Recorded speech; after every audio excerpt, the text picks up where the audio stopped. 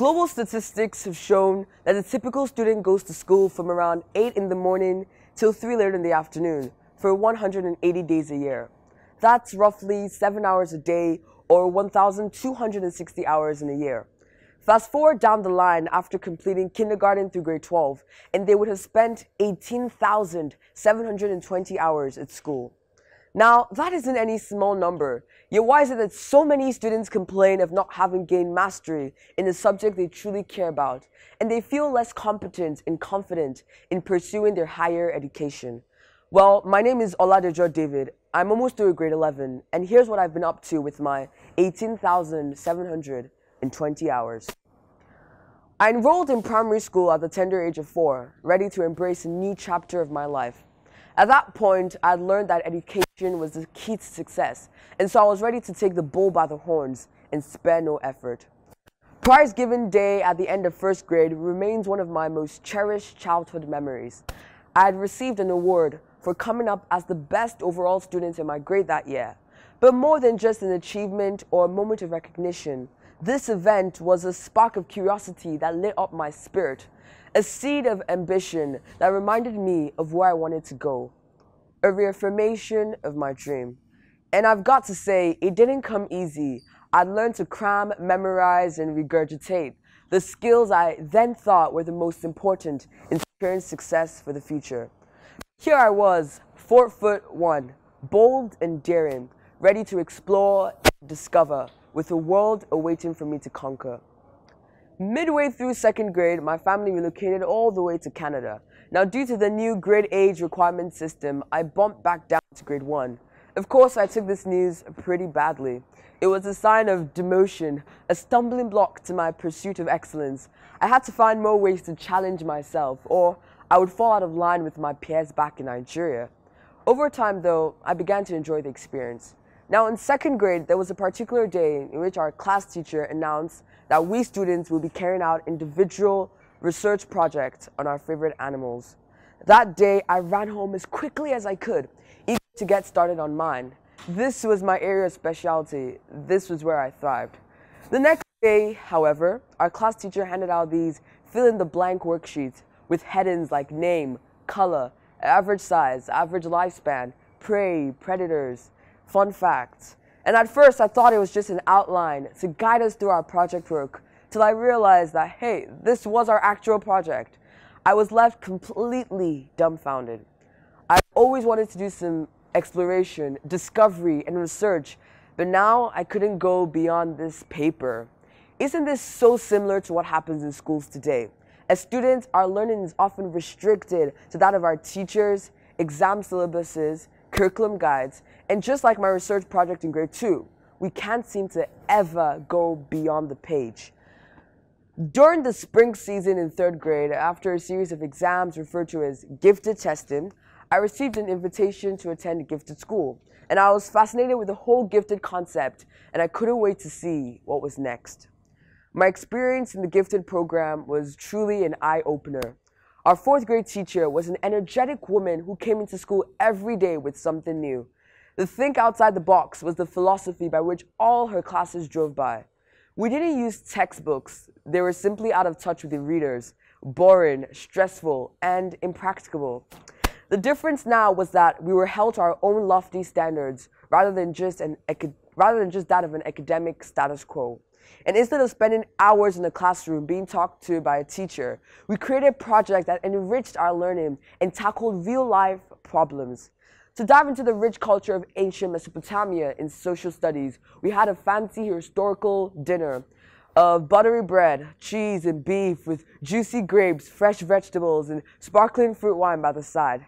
Learning about government structures and functions, we were given the task of creating our own countries, including their national anthem, geographical location, constitutional laws, etc.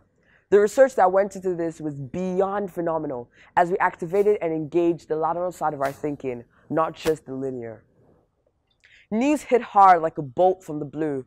My family was returning back to Nigeria after about 4.5 years of living in this beautiful foreign land I now called home.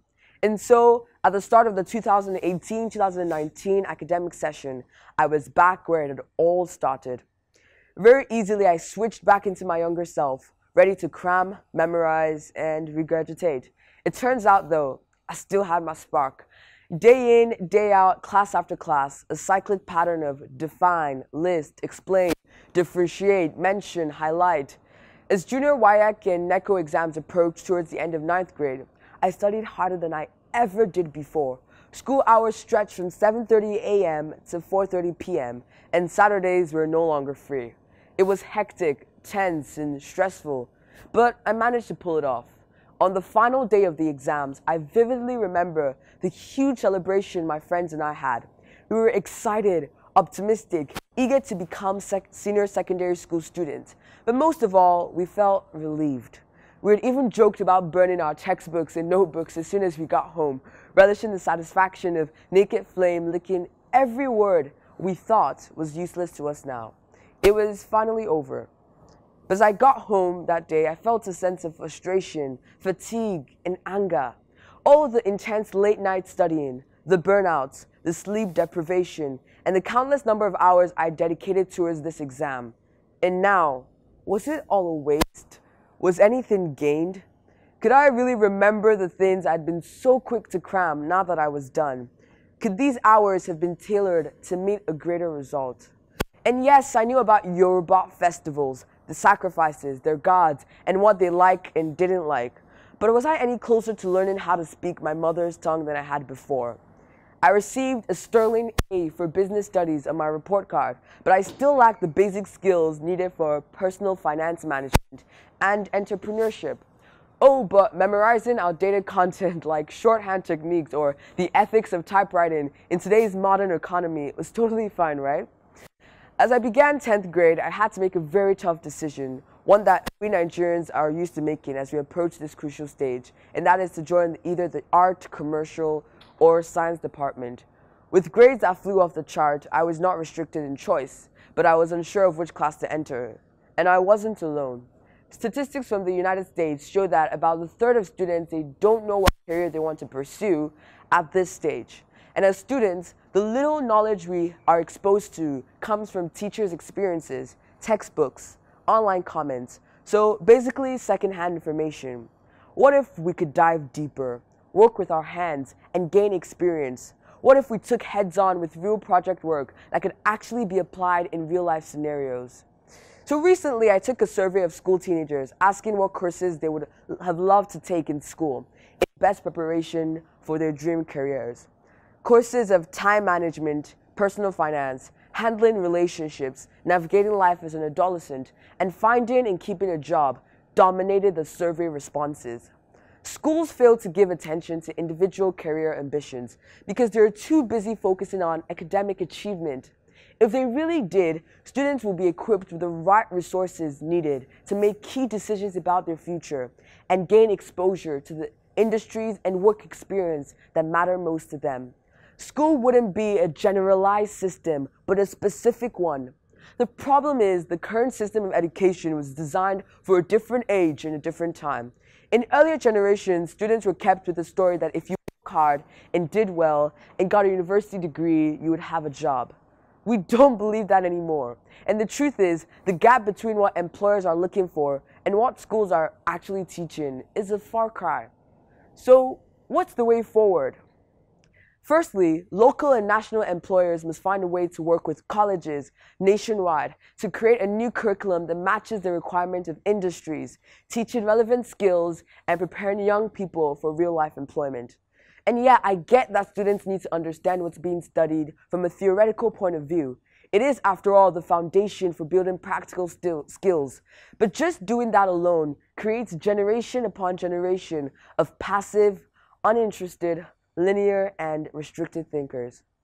Why don't we have an education system where emphasis is placed on active learning rather than standardized tests and scores? What if schools incorporated a wider range of learning experiences than lectures and exams? Let me round off with a quote by Jean Piaget. Education for most people means trying to lead the child to resemble the typical adult of his society. But for me and no one else, education means making creators. You have to make inventors, innovators, and not conformists. The because we only have 18,720 hours, and it's up to every student, teacher, parent, school institution, and government to work hand in hand and achieve this. Thank you.